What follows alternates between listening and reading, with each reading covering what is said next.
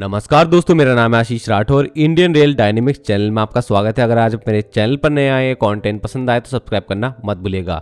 दोस्तों, आज की वीडियो बहुत ही इंपॉर्टेंट होने वाली है और आज हम बहुत आलोचना करने वाले हैं रेलवे बोर्ड की। जी हाँ दोस्तों, ऐसा मैंने इसलिए बोला, आज एक ऐसी रिपोर्ट सामने आई है मिनिस्ट्री ऑफ सिविल एविएशन के अंतर्गत आने वाले रेलवे सुरक्षा आयोग, जिसको हम कमीशन ऑफ रेलवे सेफ्टी के नाम से जानते हैं। और ये रिपोर्ट बनाई है commissioner of railway safety CRS southern circle के बेंगलुरु में जो है, ये हैं AM चौधरी जी। इन्होंने ये रिपोर्ट बनाई है पाम्बन ब्रिज जो अभी नया बना है भारत का, और इसके अभी स्पीड ट्रायल लिए गए हैं हाल ही में 14 नवंबर को। और आप लोगों को तो मैंने बहुत पहले से ही जानकारी देना शुरू कर दिया था जब से ये ब्रिज बनना शुरू हुआ है।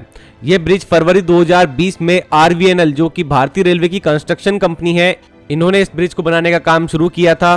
तो तब से लेकर के काफी सारे इसके वीडियोस, फोटोज सामने आते रहे। ये भारत का पहला वर्टिकली लिफ्टेड सी ब्रिज होने वाला था, जिसमें एक पिछले ब्रिज के मुकाबले एक ऐसा यहाँ पर सिस्टम बनाया गया था कि इसका 72 मीटर लगभग जो लेंथ वाला हिस्सा है, स्पैन है, वो वर्टिकली लिफ्ट हो जाता है लगभग 22 मीटर तक सी बेड के रेफरेंस में, और यहाँ पर आसानी से समुद्री जहाज निकल सकते थे। तो ये सब चीजें अभी तक चल रही थी और हम लोग काफी खुश थे। आखिरकार आज से 2 महीने पहले भी यहाँ पर कुछ CRS के इंस्पेक्शन हो रहे थे और बाद में अब फाइनल ट्रायल जब होने थे स्पीड के, तो हम लोगों को लगता था बहुत जल्दी ही सर्टिफिकेशन मिल जाएगा CRS का और अब यहाँ पर ट्रेनें चलना शुरू हो जाएंगी, जो कि हमारे तमिलनाडु के मेनलैंड कहे जाने वाले मंडपम को जोड़ेगी पाम्बन द्वीप से, जहां पर रामेश्वरम भी स्थित है। दिसंबर 2022 से ओल्ड पाम्बन ब्रिज बंद पड़ा है 100 साल से ज्यादा की सर्विस देने के बाद, और अभी तक वो काफी ज्यादा अच्छी तरीके से टिका रहा। यहाँ पर इतने कोरोजन वाले एनवायरनमेंट में भी उसके अंदर बड़ी खामी नहीं आई। तो दोस्तों, मैंने ये सब चीजें बताऊं क्यों बोली, क्योंकि अब आप रिपोर्ट के अंदर सुनिए क्या क्या कहा गया है।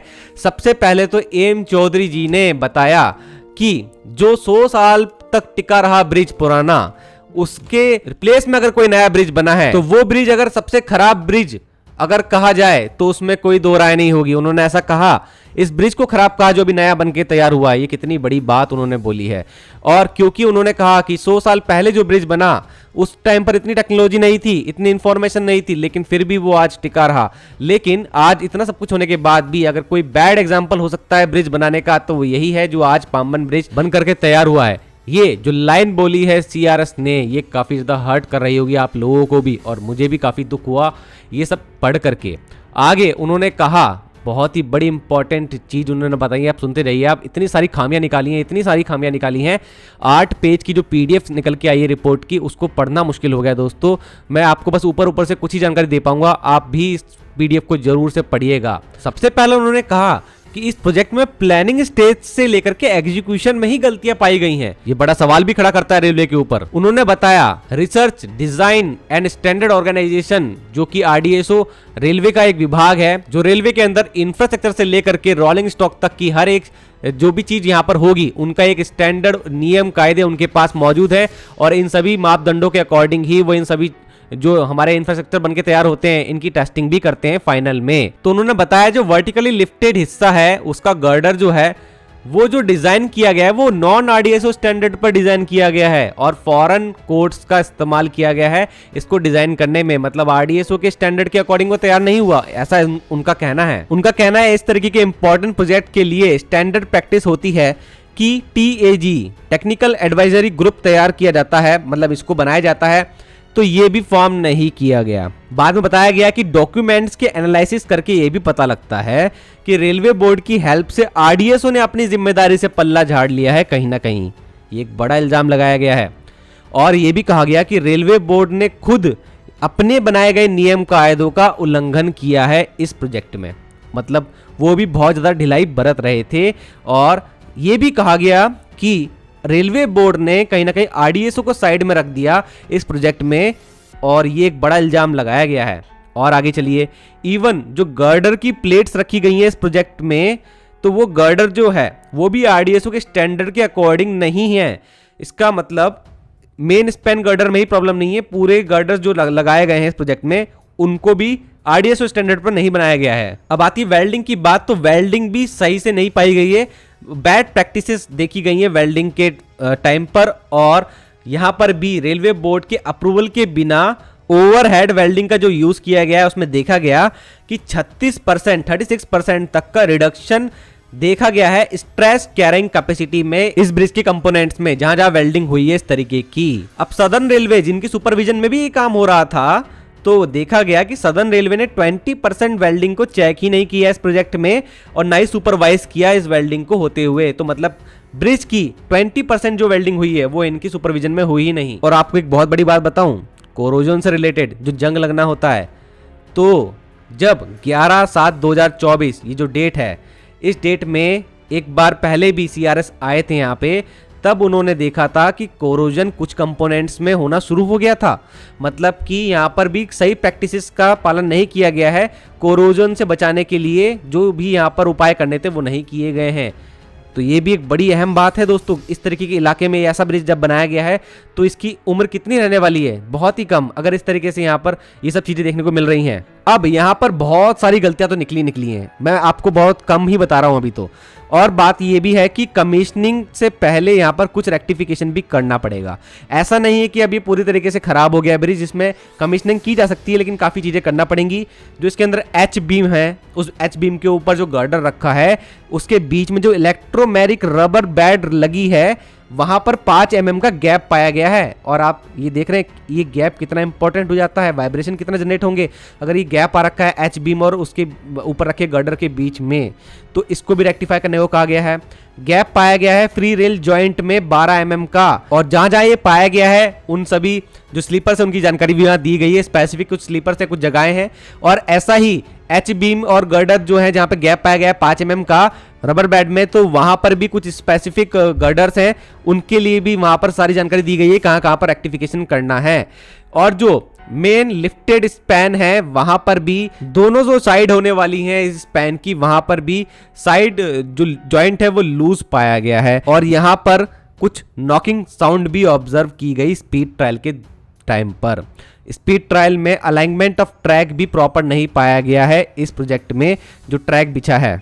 आगे अगर सिग्नलिंग की बात करूं तो दोस्तों सिग्नलिंग में भी PLC लॉजिक से रिलेटेड कुछ यहां पर और इम्प्रूवमेंट की बात की गई है। और एक इंपॉर्टेंट बात और बताता हूं, प्रोग्रामेबल लॉजिक कंट्रोलर एक इस तरीके का हमारा कंट्रोलर है जो कि इलेक्ट्रोमैकेनिकल जो मशीनरी होती है उसको कंट्रोल करने का काम आता है। अब यहाँ पर वर्टिकली लिफ्टेड जो हिस्सा है स्पैन का वो इलेक्ट्रोमैकेनिकली लिफ्ट होता है, तो यहाँ पर भी PLC लॉजिक का ही काम होता है। फिर इसका एक कंट्रोल रूम भी है, वहां पर से ये कंट्रोल होता है। तो उस PLC लॉजिक के अंदर भी चेंजेस करने को कहा गया है, सेफ्टी रिलेटेड और चेंजेस उसके प्रोग्राम में जो उसका लॉजिक होता है उसके अंदर करने के लिए कहा गया है। तो वो भी एक इंपॉर्टेंट बात है, सेफ्टी से रिलेटेड बहुत जरूरी चीज है वो। और एक इंपॉर्टेंट बात, अगर इस प्रोजेक्ट को कमीशन करना है तो आगे एक रेप्यूटेड एजेंसी को हायर करके उससे इस प्रोजेक्ट के इंपॉर्टेंट हिस्सों का risk analysis time to time कराना भी जरूरी है, ऐसा कहा गया है रिपोर्ट में।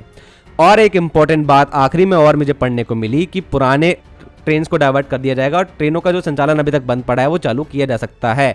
तो ये भी उन्होंने पहले ही बता दिया। अगर रेलवे सोचेगा ऐसे कि अगर हम उस लाइन को दोबारा चालू करें उस वक्त तक के लिए, जब तक हम इस वाले को सुधार कर लें, तो ये भी काम करना पड़ेगा। तो ये सब चीजें मेरे को अभी तक रिपोर्ट में पढ़ने को मिली। तो दोस्तों मुझे बहुत ज़्यादा डिसअपॉइंटमेंट हुआ इस रिपोर्ट को पढ़ करके। आज के टाइम पर अगर हम विकसित भारत के लिए रेलवे प्रोजेक्ट बना रहे हैं, आज से बड़े बड़े इंफ्रास्ट्रक्चर खड़े कर रहे हैं, तो इनका सुपरविजन अभी की रेलवे की जो हमारी पूरी प्रणाली है, सिस्टम है, वो अभी मुझे लगता नहीं है कि इसके लिए रेडी हैं, क्योंकि ब्यूरोक्रेसी अभी भी हावी है, रीस्ट्रक्चरिंग काम नहीं आई है उतनी, अभी भी बहुत ज़्यादा अफसरशाही देखने को मिल रही है। मुझे लगता है जो अलग अलग विभाग है उनके बीच में अभी भी प्रॉपर कम्युनिकेशन नहीं है। और यहाँ पर ये एक बहुत बड़ा फेल्यूर मैं मानता हूँ रेलवे बोर्ड का और RDSO का, और वहाँ पर जिस कंपनी को काम दिया गया और उन्होंने आगे जो सुपरविजन नहीं किया ढंग से, साथ में सदर्न रेलवे का, वहाँ के ऑफिशियल्स का, वो बाद में आके इतनी बड़ी बड़ी गलतियां तो निकाल रहे हैं। CRS भी अगर पहले जानते थे तो उनको पहले से डिस्क्लोज कर देना चाहिए था ये सब चीज़ें। टाइम कितना बर्बाद हुआ, कितना पैसा खराब हुआ और इतना बड़ा ब्रिज बन के तैयार हुआ। और अब हम लोग जो इतना खुशियां बना रहे थे, इतनी वीडियोस शेयर कर चुकी है गवर्नमेंट भी, तो मिनिस्ट्री ऑफ रेलवे को भी एक बड़ा धक्का लगा है और मिनिस्ट्री ऑफ रेलवे को अब बड़े एक्शन लेना जरूरी हो गया है। मुझे लगता है दोस्तों ये जो बड़े बड़े इंफ्रास्ट्रक्चर बनाए जा रहे हैं रेलवे के क्षेत्र में, इसके लिए अब एक नई कंपनी का गठन जरूर होना चाहिए। रेलवे बोर्ड की बस की बात मुझे लगती नहीं है। रेलवे बोर्ड को अब अलग कर देना चाहिए इस कंस्ट्रक्शन वाली चीज़ से। एक नई कंपनी का गठन हो जिसका CEO कोई ऐसा बने जो कि मतलब इस तरीके के काम को बहुत तेजी से फास्ट फॉरवर्ड तरीके से करा सके आज की मॉडर्न दुनिया के टाइम पे जैसे होता है, जैसे हमारी L&T जैसी कंपनी काम करती है, टाटा प्रोजेक्ट जैसी कंपनी काम करती है, वैसा कुछ काम हो सके। क्योंकि अगर रेलवे अपना संचालन की व्यवस्थाओं को भी संभाल रहा है, इस कंस्ट्रक्शन वाले काम को भी संभाल रहा है, तो मुझे लगता है उसमें बहुत सारी प्रॉब्लम्स बीच में आ रही हैं। एक नई कंपनी होना चाहिए जो कि रेलवे के सारे जो इंफ्रास्ट्रक्चर के जो प्रोजेक्ट चल रहे हैं उनको देखे और ओनली उन्हीं को देखे। ऐसा मेरा मानना है दोस्तों। आप लोगों को क्या लगता है कि ऐसा होना चाहिए कि नहीं? और आप जरूर से मुझे कमेंट सेक्शन में बताना कि ऐसा आपको लगा ये सब चीजों को देख करके, आपकी क्या राय है। और दोस्तों अब तो बस यही देखना है कि रेलवे अब क्या करता है, कैसे सुधार कराएगा और मिनिस्ट्री ऑफ रेलवे का अगला स्टेप क्या होगा, रेलवे मंत्री का अगला स्टेप क्या होगा, क्या वो एक्शन लेंगे रेलवे के खिलाफ और जो भी इसमें अधिकारी जो सम्मिलित हैं उनके खिलाफ। और दूसरी बात, इस प्रोजेक्ट में क्या ट्रेनें चलना शुरू हो पाएंगी कि नहीं, आगे आने वाला वक्त ही बताएगा। इसलिए चैनल के साथ जुड़े रहिएगा, मैं आपको जानकारी देता रहूंगा। आज के लिए इतना ही। वंदे मातरम, भारत माता की जय।